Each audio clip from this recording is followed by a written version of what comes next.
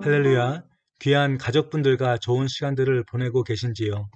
저희가 이 땅을 사는 동안 감사할 일도 많고 또한 감사할 분들도 많이 계시는데 바라기는 이 시간들을 통해 다시 한번 그분들께 감사하는 마음을 잘 전하시고 더 나아가 이 어려운 시간들을 굳건히 이길 수 있는 힘과 소망을 주시는 주님께 마음껏 감사의 마음을 표현하시길 바랍니다. 저희가 오늘 묵상할 말씀은 다니엘서 5장 24절에서부터 30절에 있는 말씀입니다. 다 같이 큰 목소리로 같이 읽으시면 좋겠습니다. 24절. 이러므로 그의 앞에서 이 손가락이 나와서 이 글을 기록하였나이다. 기록된 글자는 이것이니 곧 메네 메네 데겔 으 바르시니라. 그 글을 해석하건대 메네는 하나님이 이미 왕의 나라의 시대를 세워서 그것을 끝나게 하셨다 함이요. 데겔은 왕을 저울에 달아보니 부족함이 보였다 함이요. 베레스는 왕의 나라가 나누어서 메대와 바사 사람에게 준 바 되었다 함이나이다 하니 이에 벨사살이 명하여 그들이 다니엘에게 자주색 옷을 입히게 하며 금 사슬을 그의 목에 걸어주고 그를 위하여 조서를 내려 나라의 셋째 통치자로 삼으니라. 그날 밤에 갈대아 왕 벨사살이 죽음을 당하였고, 다 같이 한 2분 정도 말씀을 다시 한번 기억하며 묵상하는 시간을 갖기 원합니다. 묵상하시겠습니다.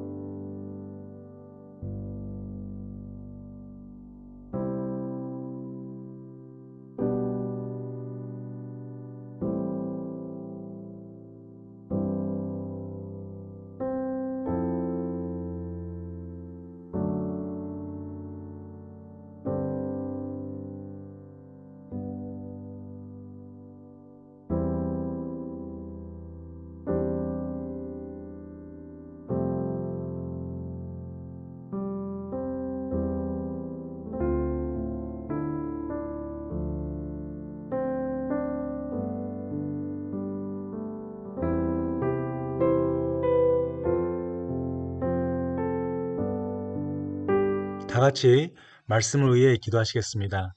하나님, 추수 감사절을 맞이하여 다시 한번 주님께 감사를 드리기 원합니다. 코비드-19으로 인해 무거운 마음을 가지고 시간들을 지내고 있지만 그 안에 주님께서 저희를 보살펴 주시고 지금까지 잘 인도해 주심을 다시 한번 마음을 다해 감사를 드립니다.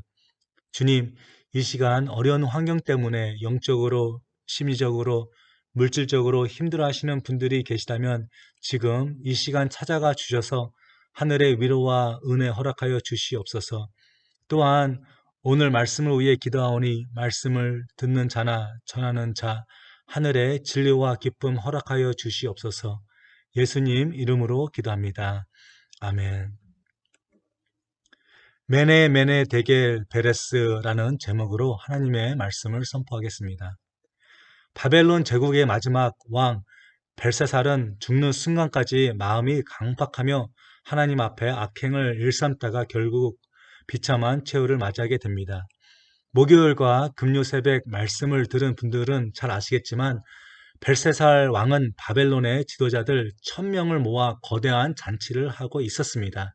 하지만 모두 잔치를 즐기는 도중 갑자기 하나님의 손가락이 나타나 맞은편 벽에 글씨들을 쓰셨는데 그 글씨들의 뜻을 풀이하는 내용이 바로 저희가 읽었던 말씀입니다. 메네 메네 데겔 베레스. 이 단어들은 하늘의 방언도 아니고요. 마술을 부를 때 외우는 주문도 아닙니다. 이 단어들은 에레맥, 아람어로로서 누구나 읽을 수 있었고 이해할 수 있었던 단어들이었습니다. 하지만 문제는 왜 하나님께서 이러한 글씨들을 벽에 쓰셨고 누구를 위해 쓰셨는지 아무도 모르고 있었습니다.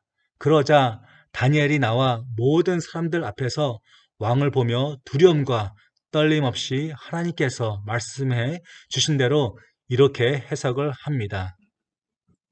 먼저 메네 바로 하나님께서 세워보신다, 지켜보신다, 판단하신다 라고 전하고 있습니다. 저희가 말씀을 이어가기 전에 이해해야 할 부분은 벨사살 왕은 그리 좋은 왕은 아니었다는 것입니다.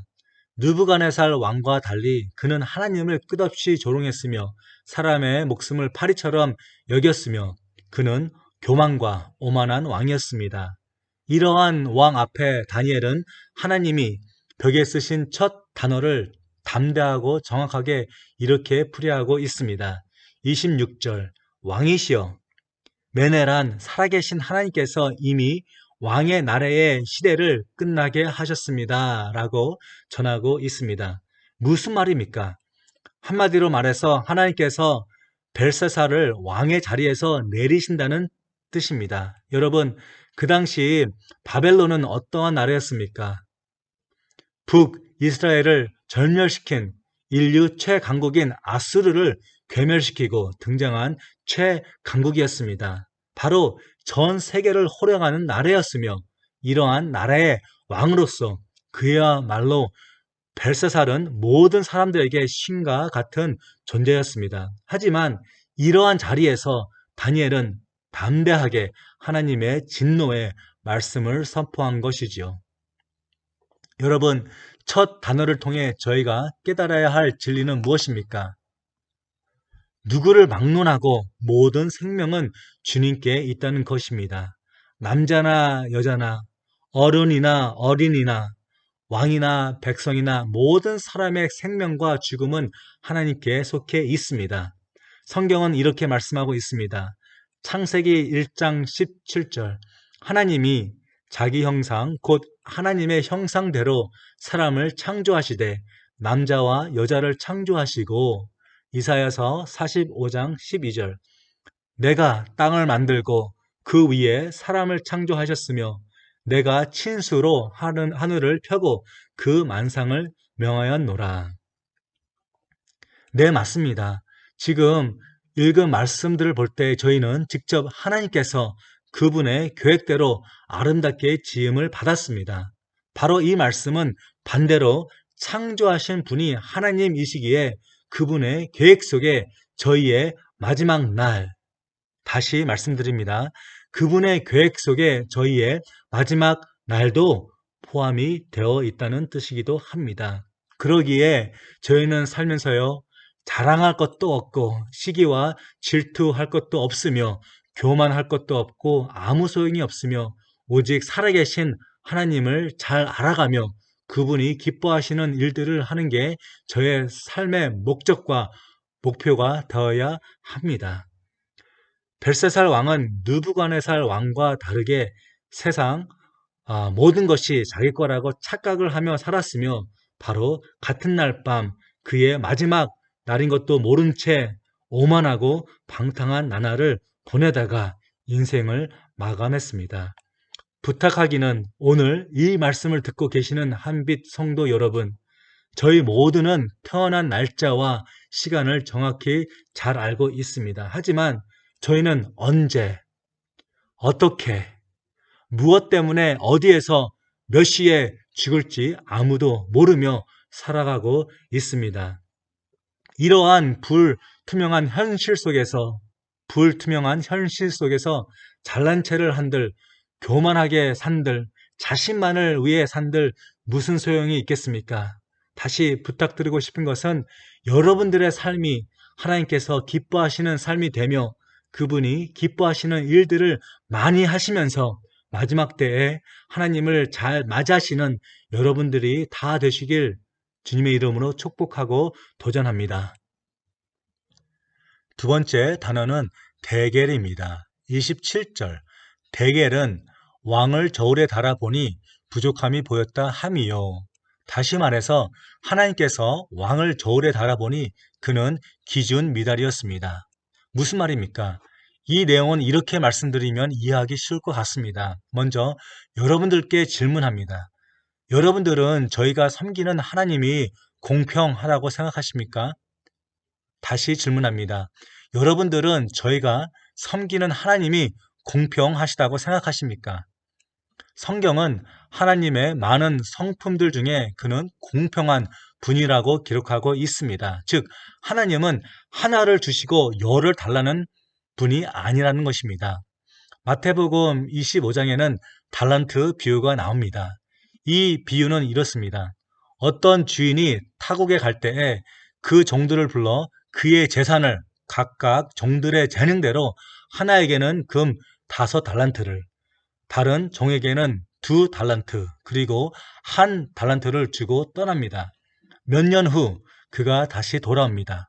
5달란트를 받은 종은 장사를 잘해 5달란트 이익을 남겼고, 2달란트 받은 종 역시 2달란트를 남겼습니다. 그러자 주인은 두 종들에게 같은 칭찬을 합니다. 착하고 충성된 종아, 내가 작은 일에 충성하였음에 내가 많은 것으로 내게 맡기리니 내 주인의 즐거움에 참여할지어다. 하지만 믿고 1달란트를 준 종은 어떠했습니까? 그는 아무것도 하지 않은 채 그 달란트를 땅에 파묻혔습니다. 그러자 주인은 화를 냅니다. 악하고 게으른 종이라고 하시면서 그를 내어 쫓으십니다. 그러자 그 종은 슬피 울었다고 합니다. 여러분, 만약 1달란트를 받은 종 역시 1달란트를 벌었다면 그 주인이 어떻게 대했을까요? 맞습니다. 바로 착하고 충성된 종이라고 했겠지요. 그럼 다시 여러분들께 질문합니다. 만약 1달란트를 받은 종이 열심히 노력을 했는데 1달란트가 아닌 아무 수익도 내지 못했다고 칩시다. 그럼 주인이 뭐라고 했을까요? 저 개인 생각에는 5달란트와 2달란트를 벌은 종들처럼 같은 칭찬을 했을 거라 믿습니다. 그 이유는 이 주인이 돈이 없었던 사람이 아니었습니다. 단지 그는 종들의 성실함과 순종을 보고 싶었던 것이었습니다. 다시 말씀으로 돌아가겠습니다. 하나님께서는 왕 벨사살에게 무엇을 바라고 계셨는지 저희는 알 수 없습니다. 하나님께서 그에게 얼마나 많은 달란트를 주셨는지 저희는 알 수가 없습니다. 하지만 하나님께서 그에게 허락하신 달란트를 그는 자기 마음대로 자기만을 위해 바로 게으른 종과 같이 땅에 파묻고 아무것도 아니함으로 하나님께서는 왕을 저울에 달아보니 부족함이 보였다고 말씀하시고 있는 것입니다. 다시 말해서 하나님께서는 왕을 보시고 악하고 게으른 종이라고 말씀하시고 계신 것이지요. 여러분, 만약 하나님께서 저울을 여러분들 앞에 가지고 오셔서 여러분들의 믿음을 달아본다고 하시면 어떠한 마음이 드시겠습니까? 담대하게 저울 위로 올라가실 수 있으시겠습니까? 아니면 책망을 받으실까봐 두려워하실 것 같습니까? 개인적으로 저는 아직 자신이 없을 것 같습니다. 여러분, 만약 저와 같은 느낌을 가지고 계신다면 오늘부터 저와 함께 주님께서 저희 각자에게 허락하신 달란트가 무엇이며 얼마나 많은 달란트를 주셨으며 그것을 깨달은 후 최선을 다해 같이 봉사하며 주님을 섬기지 않으시겠습니까? 그렇게 살아가시길 주님의 이름으로 축복하고 도전합니다. 그리고 마지막 단어인 베레스, 즉 나라가 멸망하고 나누어진다고 합니다. 28절, 베레스는 왕의 나라가 나누어서 메대와 바사 사람에게 준바되었다 함이나이다. 바로 바벨론이 멸망한다고 선포를 하고 있습니다. 그러자 왕은 아무 대답 없이 명하여 다니엘에게 자주색 옷을 입히게 하였으며 금 사슬을 그의 목에 걸어주고 있습니다. 그리고 나서 바벨론 나라의 셋째 통치자로 삼았습니다. 그리고 이상한 것은 30절, 그날 밤에 하나님의 심판이 임하여 왕 벨사살은 죽음을 당하게 됩니다. 성경은 무슨 말씀을 하고 있는 걸까요? 하나님께서는 벨사살에게 다니엘이란 선지자를 통해 회개할 마지막 3번의 기회를 주셨고 그가 무슨 잘못을 하고 있는지 정확하게 지적을 해 주셨습니다. 여러분들은 만약 누군가를 통해 죄를 지적받으신다면, 잘못을 지적받으신다면 어떻게 하시겠습니까? 벨사살 왕은 회개는커녕 마지막 때까지 하나님의 말씀을 외면하고 무시한 채 자기의 능력을 과시했으며 다니엘이 17절에 분명히 상급은 필요 없다고 했음에도 불구하고 그는 자기의 뜻대로 다니엘에게 귀한 옷을 입혔으며 금 사슬을 목에 걸었으며 또한 높은 위치에 그를 앉히게 합니다. 그러자 하나님께서는 그의 생명을 같은 날 밤 마감을 하신 것이지요. 어떻게 보면 이 말씀은 무서운 말씀이기도 하지만 만약 순종하고 회개하는 마음으로 이 말씀을 받아들인다면 이 말씀은 축복의 말씀이기도 합니다. 좋으신 하나님께서는 느부갓네살 왕에게 허락하신 찬스, 즉 기회를 벨사살 왕에게도 주셨지만 그는 어리석어 마지막 순간까지 본인의 교만하여 또한 오만한 마음 때문에 하나님의 말씀을 끝까지 외면함으로 말미암아 그에 대한 내용은 다니엘서 5장 30절의 끝으로 기록되고 맙니다. 여러분, 저희가 신앙생활을 하면서 저희 마음속에 메네 데겔 베레스라는 단어들을 새긴 채 살아가면 참 좋겠습니다. 그래서 항상 겸손하고 주님만을 의지함으로 저희의 생명이 주님 뜻 안에 있는지, 충성된 자녀로 잘 살아가고 있는지, 그리고 교만하여 죄의 길로 걸어가고 있지는 않는지 항상 확인하며 살아가면 좋겠습니다. 그리고 그렇게 살아가시길 주님의 이름으로 부탁드립니다. 오늘 들은 말씀을 위해 같이 기도하면 좋겠습니다. 먼저 메네 데겔 베레스, 하나님은 저에게 기회를 계속해서 주시고 계십니다. 오늘 들으신 말씀 부분에서 회개할 부분이 있으시면 회개하시길 바랍니다. 그리고 더욱 순종할 부분이 있다면 그렇게 할 수 있도록 기도하시면 좋겠습니다. 다 같이 한 목소리로 기도하시겠습니다.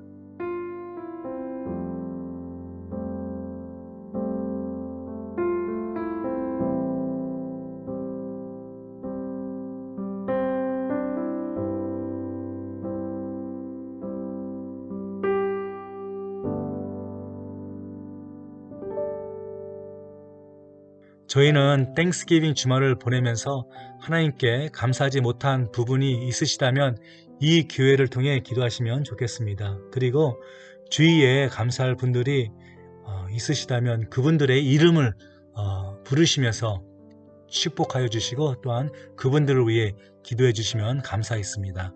다 같이 기도하시겠습니다.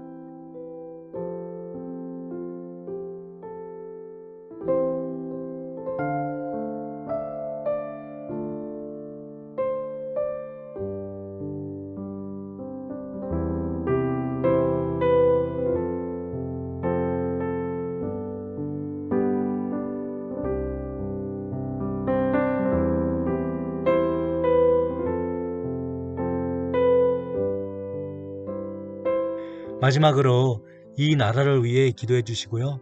또한 코비드-19이 하루빨리 이 땅에 없어지며 육체와 심리적으로 또한 재정적으로 힘들어하시는 분들을 위해 기도를 해주신 후 각자의 기도 제목을 가지고 기도하시면 감사하겠습니다. 다 같이 기도하시겠습니다.